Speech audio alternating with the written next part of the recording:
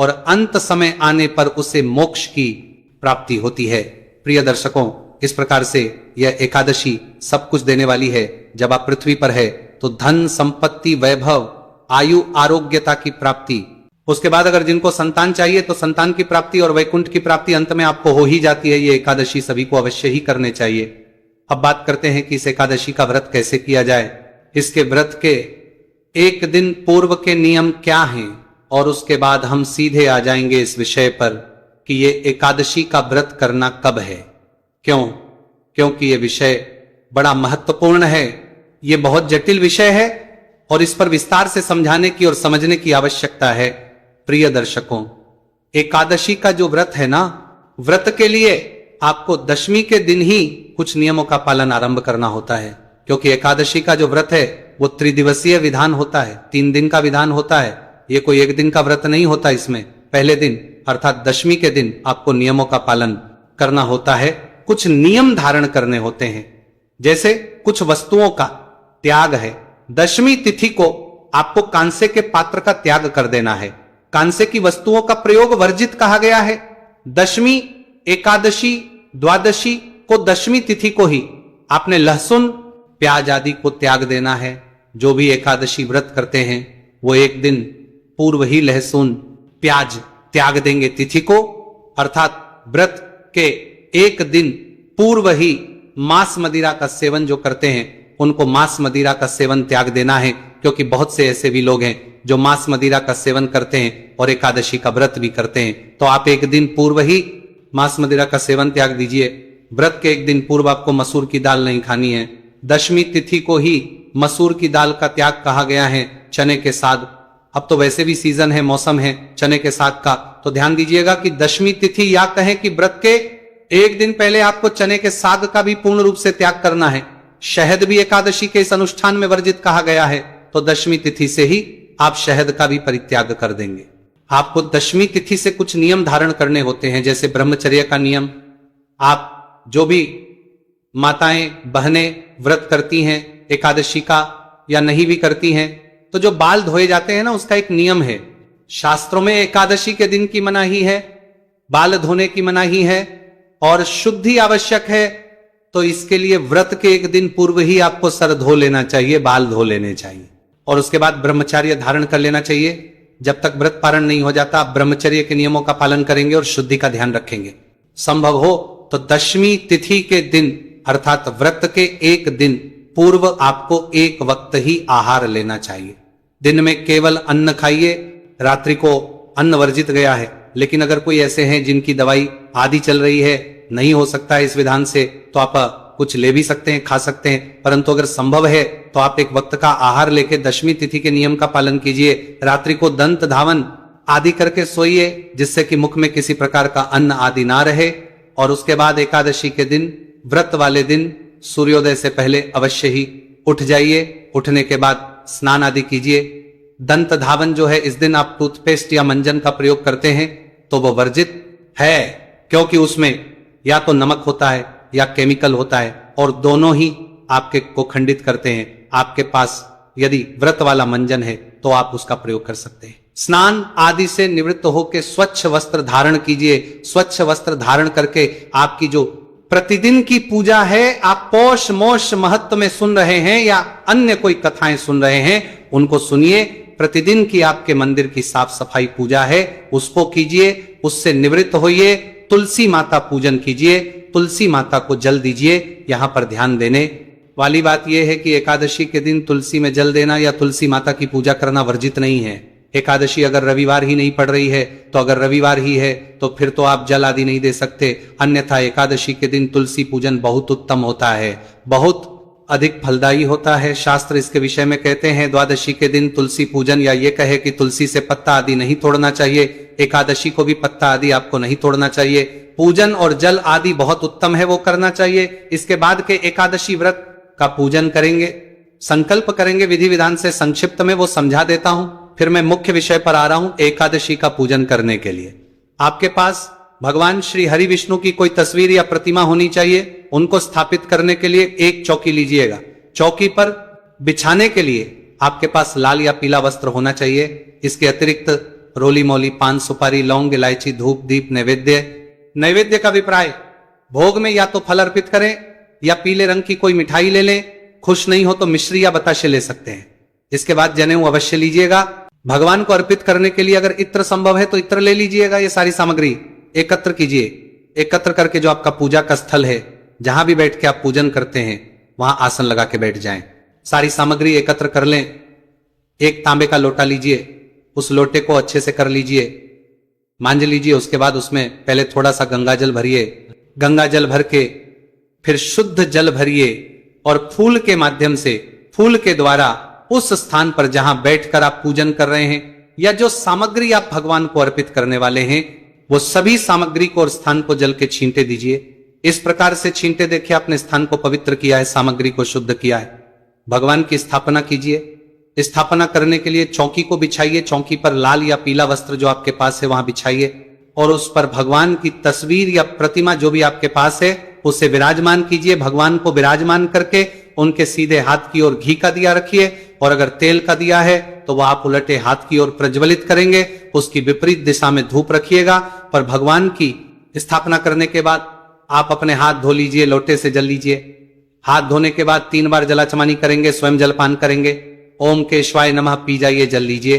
ओम माधवाय नमः पी जाइए। ओम नारायणाय नमः जल लीजिए, पी जाइए। ओम हर्षिकेशाय नमः जल लीजिए, हाथ धो लीजिए।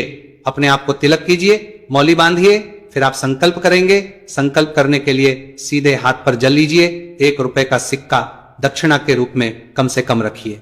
अधिक जो भी रखना चाहे वो रख सकते हैं। 3 बार बोलिए ओम श्री विष्णु, ओम श्री विष्णु, ओम श्री विष्णु।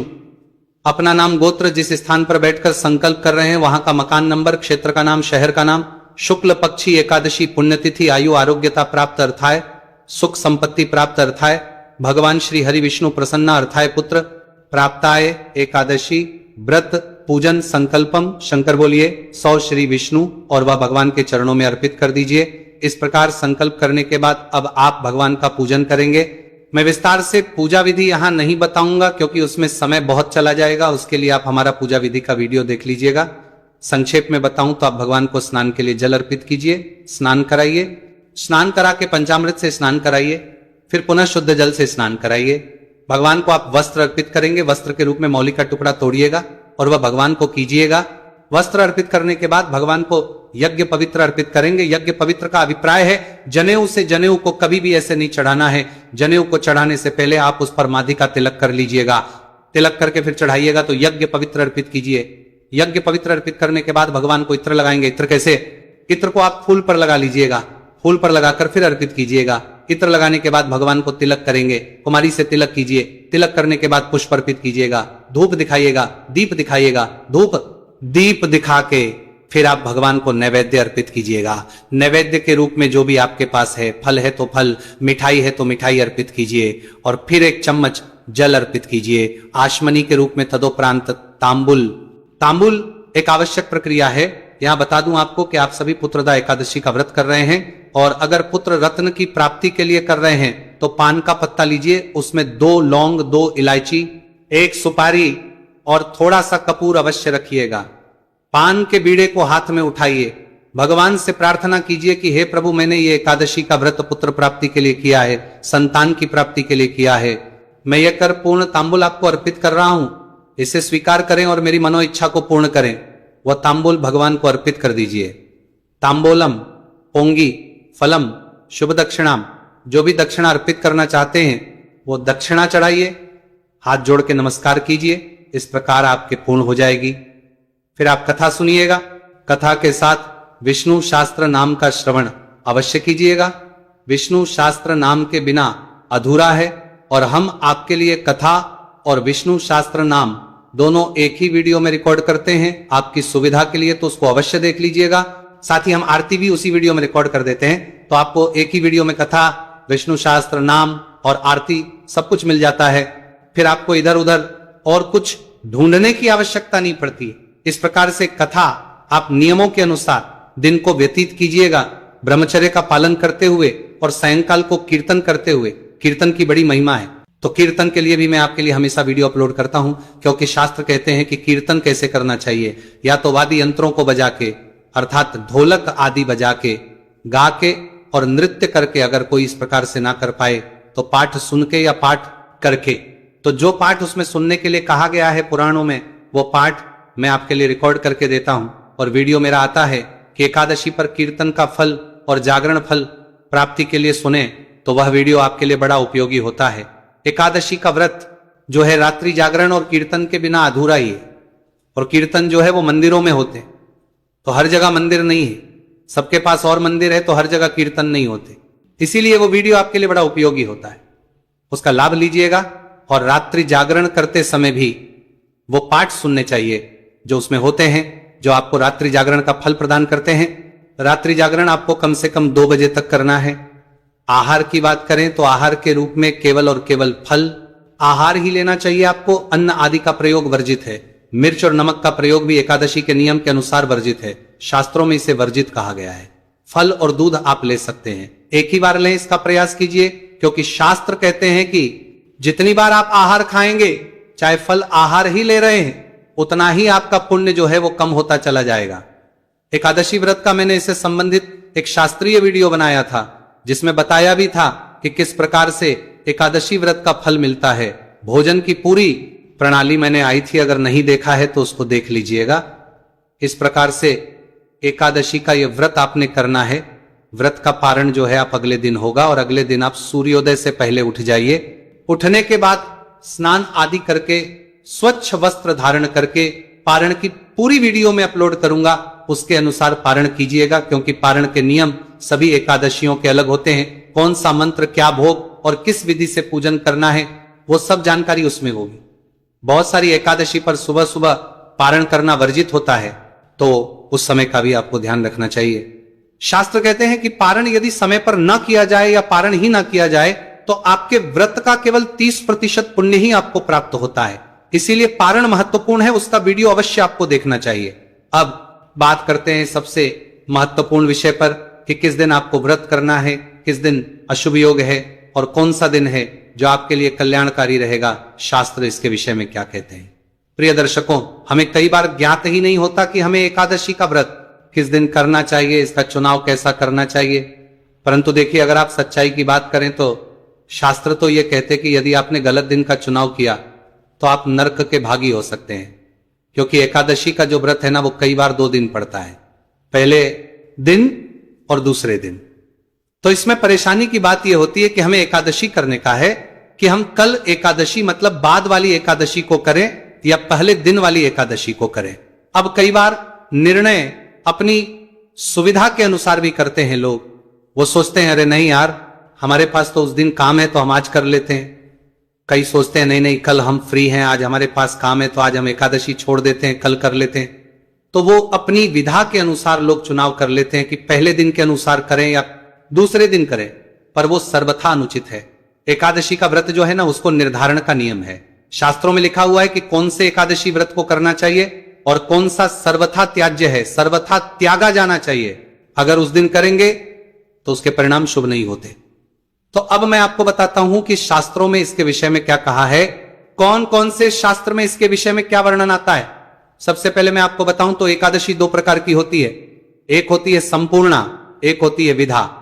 संपूर्णा से अभिप्राय है कि पूरा दिन होती है, अर्थात सुबह सूर्योदय से पहले से एकादशी होती है और पूरा दिन रहती है। इसके बाद होती है विधा। विधा से भी प्राय है, विधा हुआ जो तिथि दूसरी तिथि के द्वारा भेद दी गई है, जिसका वेदन हो गया है। अर्थात एक तिथि थी सुबह और उसके बाद दूसरी तिथि उसी दिन आ गई, ये विधा हुआ। कहते हैं अभिविधा हुआ। ये जो विधा है ये 2 प्रकार की होती है। एक होती है दशमी विधा, एक होती है द्वादशी विधा। दशमी विधा वो हो गई जिसमें सूर्योदय हुआ है दशमी तिथि में और बाद में एकादशी आ गई, वो दशमी विधा हो गई कि एकादशी का वेदन किसने कर दिया, दशमी ने। और दूसरी होती है द्वादशी विधा, जिसे पराविधा कहते हैं। पराविधा अर्थात जो बाद वाली तिथि के द्वारा वेदन हुआ है। तो जब द्वादशी बाद में आई है तो वो एकादशी तिथि सुबह सूर्य के मुख से थी और बाद में द्वादशी आ गई, तो उसे द्वादशी विधा कहते हैं। तो दशमी विधा और द्वादशी विधा, इस प्रकार से यह एकादशी का वेदन होता है 2 प्रकार से। और सबसे बड़ा जो संकट है ना, वो इसी में उत्पन्न होता है। संपूर्ण नाम में तो कोई संकट ही नहीं है। जब पराविधा और पूर्वा विधा या ये कहें कि दशमी विधा और द्वादशी विधा एकादशी होती है, उसमें से ही करना आवश्यक है। अब शास्त्र इसके विषय में क्या कहते हैं कि कौन सी एकादशी करनी चाहिए। शौर्य धर्मोत्तर ग्रंथ में आता है कि पूर्व विधा अर्थात दशमी से युक्त जो एकादशी है वह परित्याज है, उसका त्याग किया जाना चाहिए। शौर्य धर्म ग्रंथ आगे कहता है कि जो संपूर्ण एकादशी है या तो उस दिन व्रत करना चाहिए या जिस दिन द्वादशी युक्ता एकादशी है उस दिन यह व्रत किया जाना चाहिए। दशमी युक्त एकादशी सर्वथा त्याज है, उसका वास नहीं करना चाहिए। अब भविष्य पुराण की बात कहते हैं। भविष्य पुराण कहता है कि यदि 1 घंटा 36 मिनट पहले भी दशमी तिथि लगी हो, उसके बाद सूर्योदय हुआ हो, उसमें चाहे एकादशी आ गई हो, लेकिन उस दिन भी आपको व्रत नहीं करना चाहिए, उस दिन की एकादशी का भी त्याग करना चाहिए। केवल सूर्योदय नहीं, भविष्य पुराण ने तो 1 घंटे 36 मिनट पहले भी यदि दशमी है तो उसको भी दशमी विधा बताया और इसे सर्वथा त्याज कहा गया है। पद्म पुराण में लिखा हुआ है कि द्वादशी मिश्रित क्राया सर्वत्र एकादशी तिथि, अर्थात जो तिथि द्वादशी युक्त हो, जब एकादशी द्वादशी के साथ हो उसी एकादशी को ग्रहण करना चाहिए, वही ग्रहण करने योग्य है। द्वादशी युक्त जो एकादशी हो उसका आपको सदा उपवास करना चाहिए। नारद पुराण कहता है कि जिस समय बहुवाक्य विरोध के कारण संदेह उत्पन्न हो जाए, अर्थात सभी लोगों ने अलग अलग मत दे दिए कि ये कहता है इस दिन, ये कहता है उस दिन, जिस दिन बहुवाक्य हो गया तो उस दिन को, जिस दिन सूर्य के मुख से द्वादशी है उस दिन व्रत कर लेना चाहिए, सर्वथा उचित है। अर्थात जब कोई निर्णय ही ना दे पाए तो आप उस दिन एकादशी का व्रत करें जिस दिन सूर्य के मुख से द्वादशी है, और त्रयोदशी में आपको पारण कर लेना चाहिए। और गौरी शंकर संवाद में वर्णन आता है जहां भगवान शंकर स्वयं कह रहे हैं कि हे पार्वती, जो मनुष्य दशमी विधा एकादशी का व्रत करता है वो मानव अपने लिए नरक की कामना कर रहा है, अर्थात वह नरक में ले जाने वाली एकादशी है, लिए दशमी विधा एकादशी है। यहां तक कि नारद पुराण में इससे आगे का वर्णन है।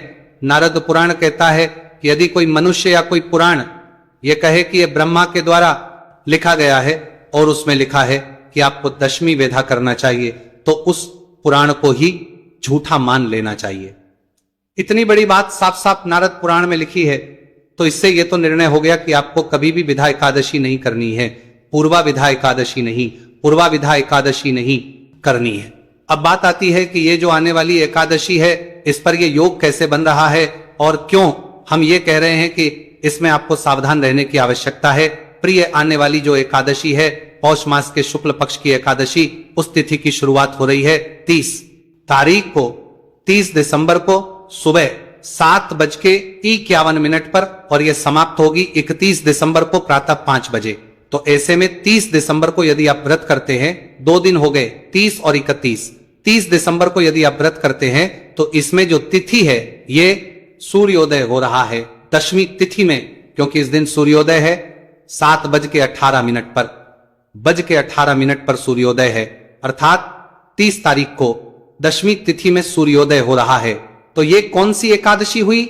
दशमी विधा एकादशी हो गई, और दशमी विधा एकादशी सर्वथा है और गौरी शंकर संवाद के अनुसार यह नरक में ले जाने वाली है। इसीलिए 30 तारीख को भूल के भी व्रत नहीं करना। अब लोग इस दिन का क्यों करते हैं? क्या गलती होती है?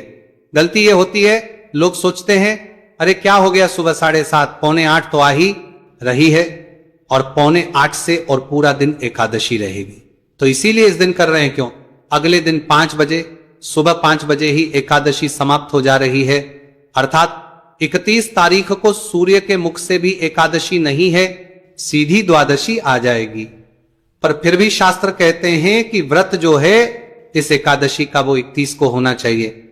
द्वादशी युक्ता व्रत, या जिस दिन द्वादशी है उस दिन एकादशी का व्रत होना चाहिए। दशमी विधा एकादशी मतलब त्यागने के लिए है, अन्यथा उसमें पाप ही पाप है। तो फिर मैं यही कहूंगा कि आप 30 तारीख को एकादशी का व्रत भूल के बिना, और लोगों के पास इस जानकारी को पहुंचाएं, जितना हो सके शेयर करें, जिससे कि सभी लोग सही जानकारी